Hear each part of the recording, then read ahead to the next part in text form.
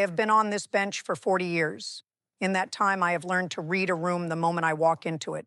The temperature of it, the weight of it, who is carrying something, and who is performing and who walked in with nothing left to lose.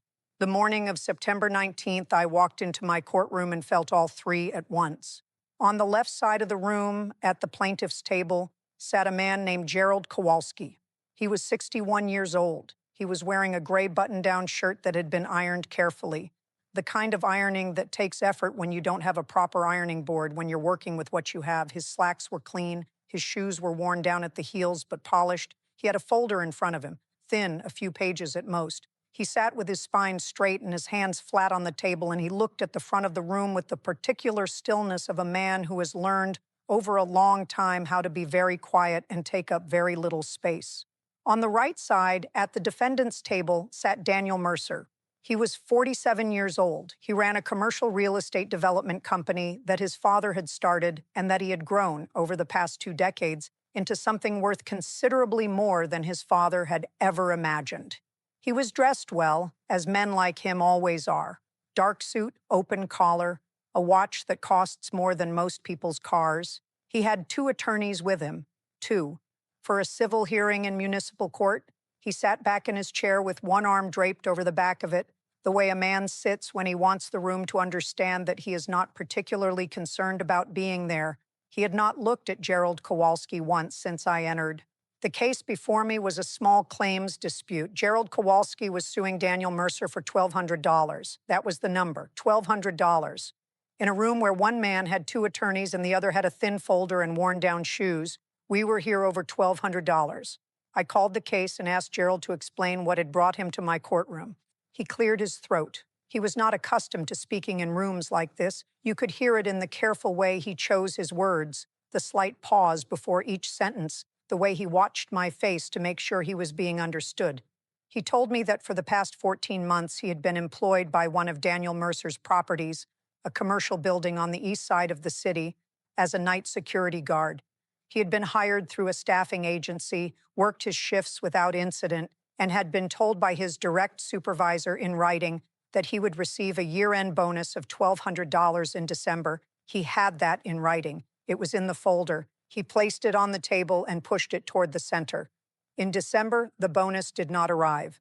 He contacted the staffing agency. They told him the client, Mercer Development, had declined to authorize it. He contacted Mercer Development directly. He was transferred twice and then told by someone in an administrative role that the bonus structure had been revised and that he was not eligible. No explanation, no alternative offer, just a door closing. He had tried for 3 months to resolve it through the proper channels. He had documented everything, every call, every email, every name. It was all in that thin folder. When nothing moved, he filed here. $1,200. It was, he told me quietly, 4 months of groceries.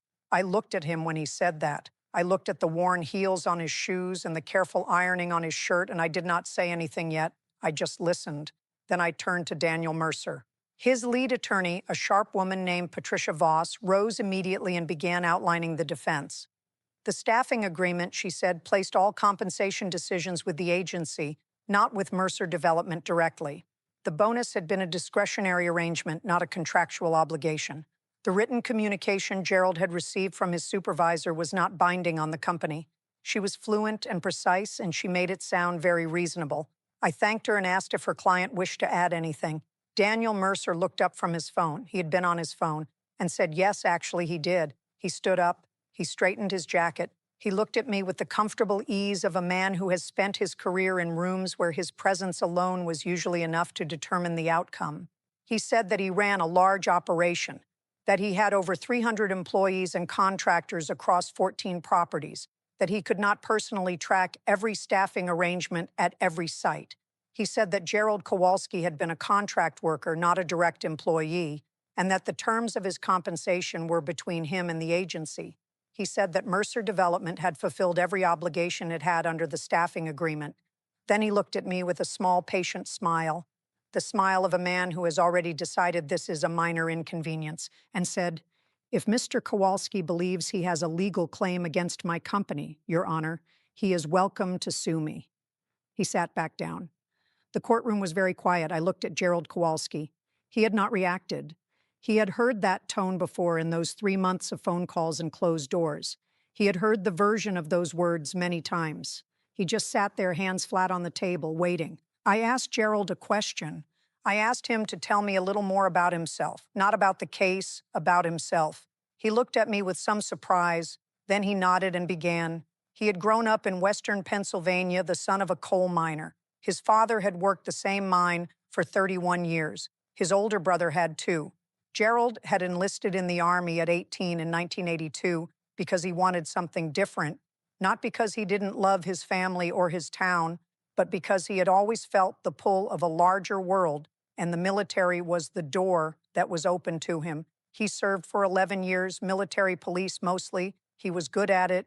He was the kind of soldier, he said, who believed in doing the job correctly and leaving the place better than you found it. He was promoted twice. He had a commendation. He was, by every measure available to him, building something.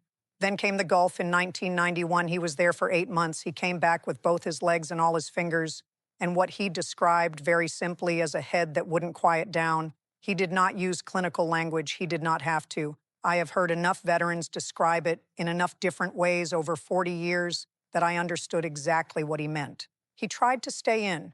He lasted 2 more years before the Army, and he agreed mutually and without drama that it was time to separate. He came home to Pennsylvania, then moved to the city because there was supposed to be more work. He got married. He worked a series of jobs, security, warehouse, a driving job for a while. His wife was patient for as long as she could be, and then she wasn't, and he didn't blame her for that either.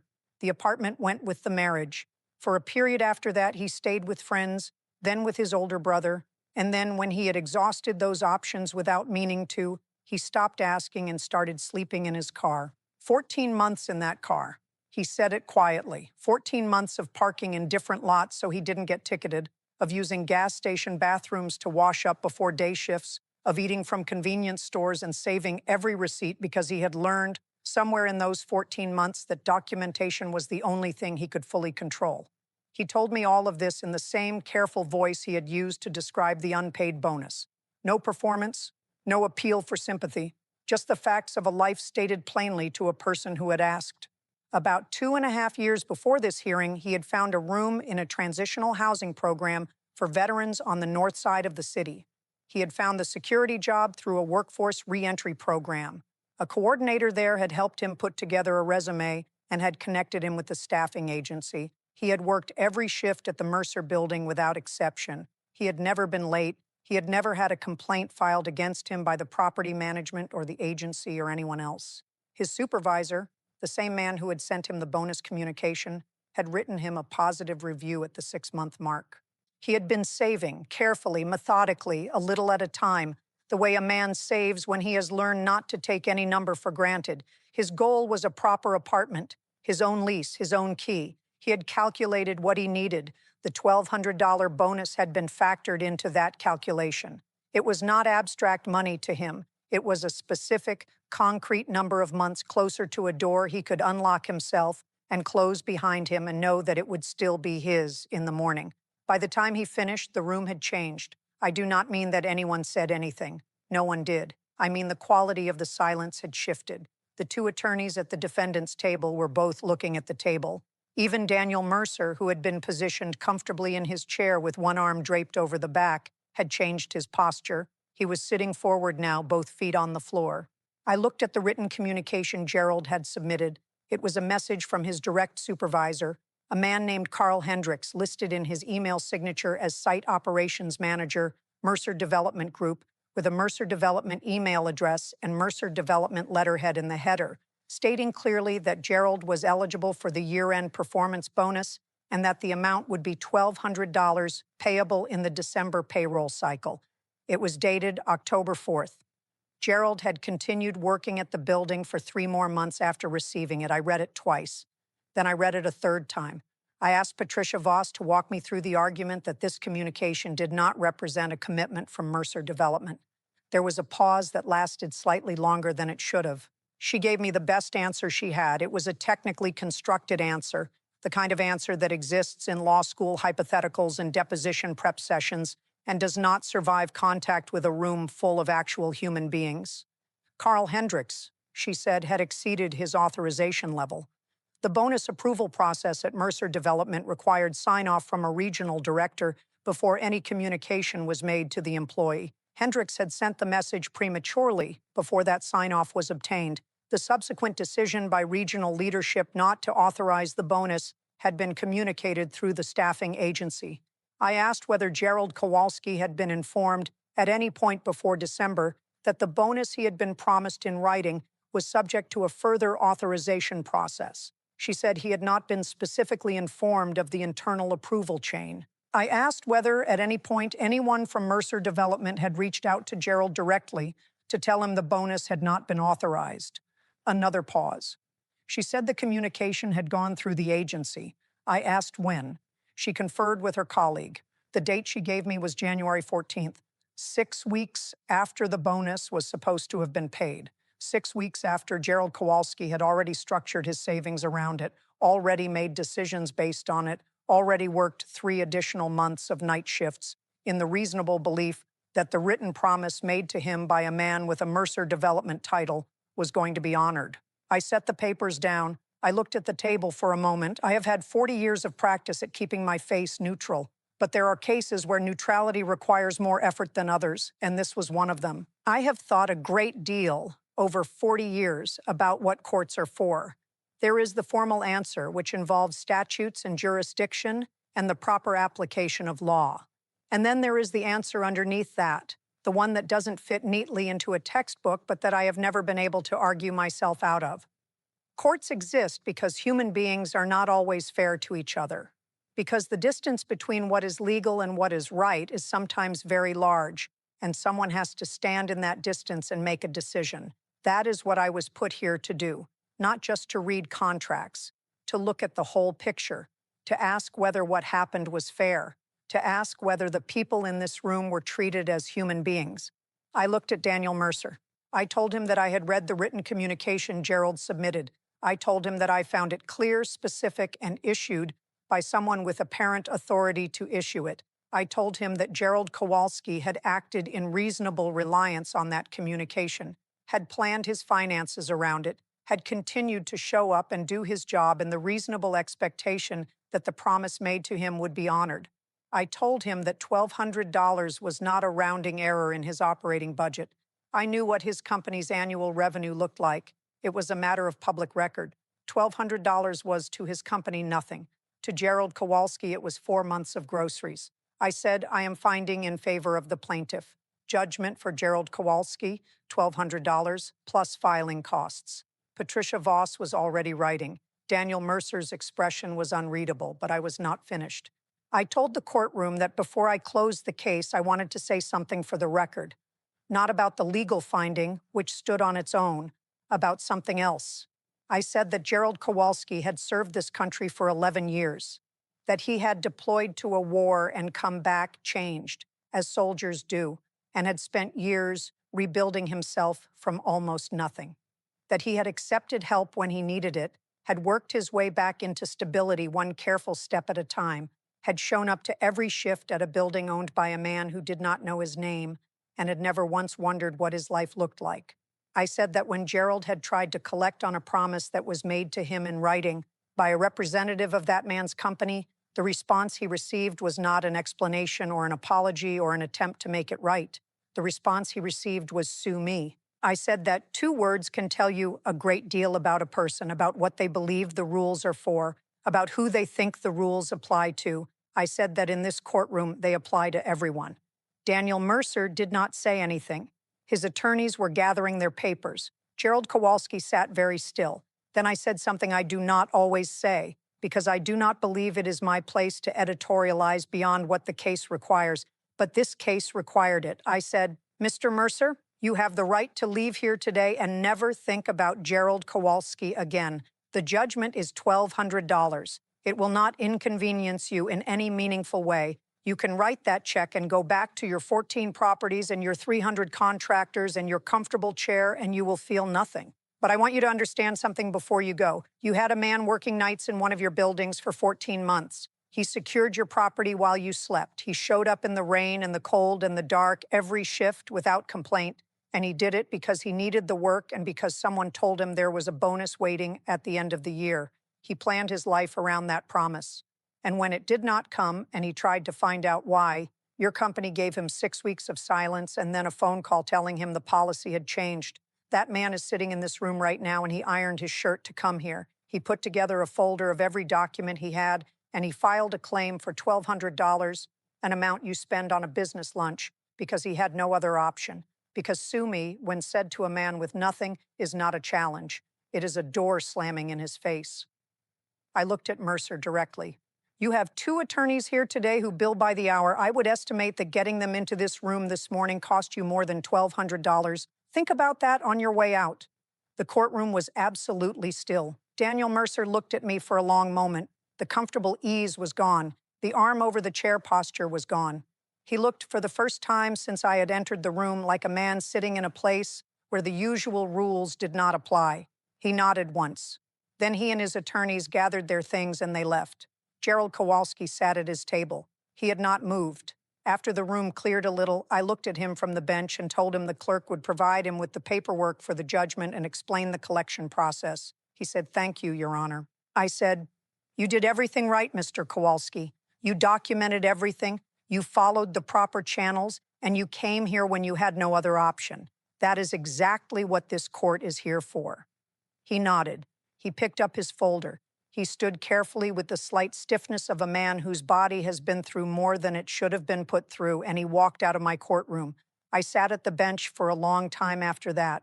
The afternoon had gotten quiet. My clerk was at her desk. The court officer was by the door. I had a stack of other cases that afternoon, and I knew I needed to move through them, but I sat with September 19th for a few more minutes before I did. I thought about the phrase "sue me," about how it sounds different depending on who says it and who hears it. When Daniel Mercer said it, it was a dismissal, a flick of the wrist, an invitation he was absolutely certain no one would accept, because accepting it requires resources and time and belief that the effort will be worth it, and people like Gerald Kowalski are not, in the experience of people like Daniel Mercer, the kind of people who have those things. What Mercer had not calculated was the ironed shirt, the thin folder, the 14 months of documentation, the man sitting at that table who had spent 2 years rebuilding something out of almost nothing and had not, in all of that time, stopped believing that doing things correctly eventually counts for something. I thought about Carl Hendricks, the site operations manager who had sent that October email. I did not have him in front of me. I did not know whether he had sent that message carelessly or in good faith, or what he had felt in January when he found out the authorization had not come through. But I thought about what it means to be the person who stands between a company and its workers and what you owe to both, and how easy it is to let one side of that equation disappear when one side has 2 attorneys and the other has a folder. I thought about the 14 properties, the 300 contractors, the comfortable chair, the arm draped over the back of it. I thought about what we have decided as a society to ask of people like Gerald Kowalski. We ask them to go when we need them to go. We ask them to serve in conditions that change them in ways we do not fully account for when we send them. We ask them to come back and be fine, or to become fine, or to manage not being fine quietly and without inconveniencing anyone. We ask them to accept help gracefully and rebuild themselves steadily and show up to every shift and document everything and follow the proper channels and not give up when the proper channels do not respond for 3 months. We ask a great deal. The least that is owed in return, the absolute floor of what is owed, is that when a promise is made to them in writing, it is kept. And when it is not kept, and they come here with their documentation and their ironed shirt and their thin folder, they are heard. That is what courts are for. I have been on this bench for 40 years. I have presided over cases that involve millions of dollars and cases that involve grocery money, and I will tell you with certainty that the weight of a case has nothing to do with the dollar amount. The weight of a case is determined by what is at stake for the person standing in front of you. $1,200 was Gerald Kowalski's next step: his own apartment, his own door, 4 months of groceries, and the particular irreplaceable dignity of not having to count every single one. Daniel Mercer had said "sue me" because he was certain that no one would, because that certainty had served him well across 14 properties and 300 contractors, and however many October emails had gone unanswered before this one. Gerald Kowalski had sued him, and on September 19th, in this courtroom, it had counted for exactly as much as it should. I hope Mercer thought about it on the drive home. I hope he thought about the iron shirt. I hope somewhere in the back of whatever part of him remains capable of sitting with something uncomfortable, he thought about a man who spent 14 months in a car and came back from that and secured his building every night for 14 months and planned his future around $1,200 that a person with his title had promised in writing.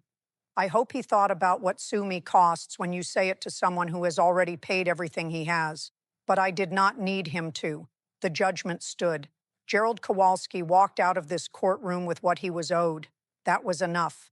That was what September 19th was for. If this story stayed with you, if it made you think about the Geralds in your life, the people who show up quietly and do the work and ask for nothing more than what was promised, share it today.